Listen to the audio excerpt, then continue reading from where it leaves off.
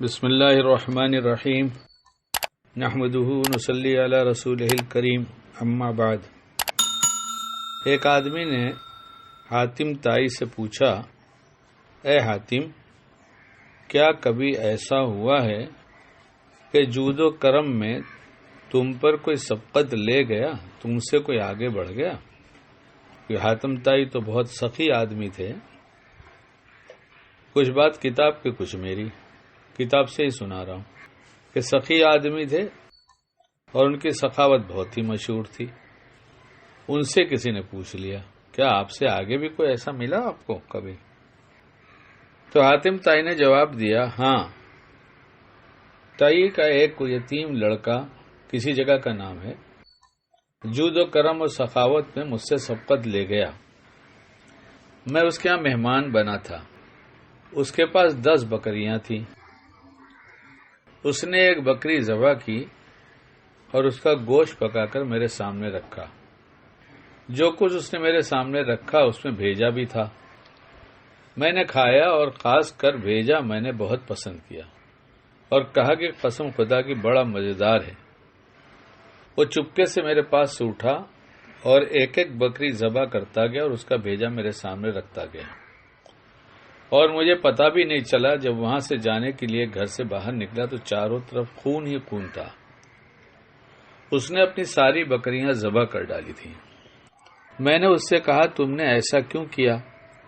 تو وہ بولا، سبحان اللہ، میرے پاس تمہاری پسند کی کوئی چیز ہو اور میں بخل سے کام لوں، یہ تو ایک عربی کے لیے بڑی شرم اور عار کی بات ہوگی۔ تو کہا گیا، اے حاتم، پھر تم نے اس کا بدلہ کس طرح دیا؟ تو حاتم نے کہا، میں نے اسے 300 لال اونٹنیاں اور 500 بکریاں دی۔ تو کسی نے کہا، تو پھر تو تم اس سے زیادہ فیاض ہوئے۔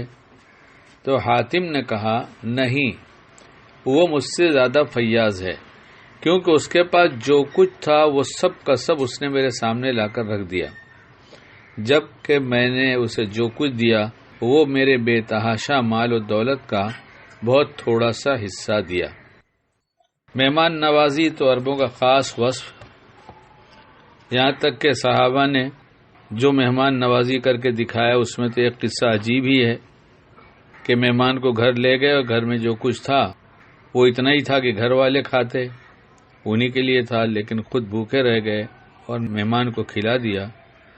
تو جس کی اطلاع کہ رات کو ایک عمل میں صحابی نے اپنے گھر میں ایسا کیا کہ جو مہمان جان رہا ہے اور گھر والے جان رہے ہیں، لیکن یہ عمل اللہ کو اتنا پسند آیا کہ آپ علیہ الصلوۃ والسلام کو اس کی اطلاع کر دی گئی۔ ہم بھی مہمان نوازی کچھ کرتے ہیں، جی سے کرتے ہیں، اللہ کو پسند آ جائے ایسی کرتے ہیں، اور اکثر شادیوں میں جو مہمان نوازی کی جاتی ہے تو نام نمود کا جذبہ ہوتا ہے کہ آج اتنے آدمیوں کو میں نے کھانا کھلایا۔ اللہ ایسے نام نمود کے کھلانے سے کھانے سے دونوں سے بچائے، جو نام نمود کی نسبت پر ہو اس کھانے اور کھلانے دونوں سے بچائے۔ ہمارے ایک جاننے والے ہیں، وہ بہت مہمان نواز ہیں، دعوتیں کرتے رہتے ہیں، اور کوئی مہمان اگر ان کے ہاں رات کو قیام کر لیتا ہے تو اس مہمان کی نسبت پہ صدقہ بھی کرتے ہیں کہ اللہ میرا مہمان ہے، اسے کسی قسم کی کوئی تکلیف نہ ہمارے یہاں پہنچے، نہ یہاں جانے کے بعد کہیں اسے تکلیف کبھی پہنچے، میں اس نیت سے صدقہ کرتا ہوں۔ ممکن ہے کہ کلپ سن کر یا مہمان نوازی سن کر ہمیں بھی جوش آ جائے اور وہ مہمان لے کر جائیں اور اپنی بیوی کو ستانا شروع کر دیں، اتنے مہمان لایا ہوں، پکا مہمان نوازی کی کتنی بڑی فضیلت ہے۔ نہیں، کسی کو تکلیف پہنچا کر مہمان نوازی نہیں کرنا ہے، خود پکانا ہے، خود کھلانا ہے۔ بیوی کہے کہ میں بھی ہاتھ بٹاتی ہوں، آپ نہ کریں میں کرتی ہوں، تو اس کی مہربانی۔ تو یہ تو بیوی کی مہربانی ہے جو پکاتی کھلاتی ہے۔ اب ہم کہیں ہم بھی مہربانی کرتے ہیں تو یہ بدلے کا احسان کرنا اچھی بات نہیں ہے اس طرح سے۔